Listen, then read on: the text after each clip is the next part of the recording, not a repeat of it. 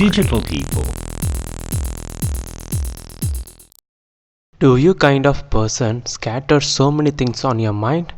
Yes, I was the one, but these techniques really helped me. Check out this video. Hello friends. In this digital world, we have apps for everything, but how much are they really useful when we want to use it in a personal life? Maybe those are worth if we execute and follow up with our task continuously. Fine, tech organizations are using many techniques like Agile, Scrum, etc. to fasten the delivery of the product without reducing its quality. Sometimes we can apply the same techniques in our personal life to deliver us quality products to ourselves. There is a technique in Scrum that lets you see everything that's on your mind and helps identify where you should focus your time and energy. If you are feeling overwhelmed, it can reveal the steps you should take to get back to clarity. Fine, without more ado, let's see implementing these techniques to handle our task. The first step, write everything on a colored sticky note that bugging in your mind. Say it can be studying for the semester exam, planning for your business, doing something useful, savings, reading books, finding a new job, or anything that you are longing for.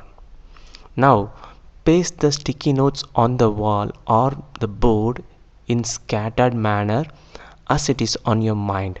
Make sure one sticky note for one task.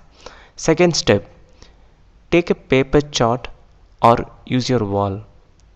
Draw a line vertically and write going good at the bottom and not going good at the top. Now, move the scattered sticky notes based on how effectively those tasks are aligned in your mind. If you are on track with the task, then paste it next to going good. If not, paste it next to not going good. But if you are not sure, then paste it in the middle. Third step, cool, so far you have aligned the task in the board as it is progressing in your mind. Now, we should see how much you have control over on the tasks. To do that, draw a line horizontally perpendicular to the vertical line and write is under control on the right side of the line and is not under control on the left side of the horizontal line. It should be as it is shown in the picture. Here the fun goes. Move the sticky notes horizontally based on your confidence levels towards the task. Probably you may move only the task that you feel that you might need more control over it. Step 4. In this step, you are going to visualize your task. Draw dotted lines in the mid of both horizontal and vertical lines as it is in the picture.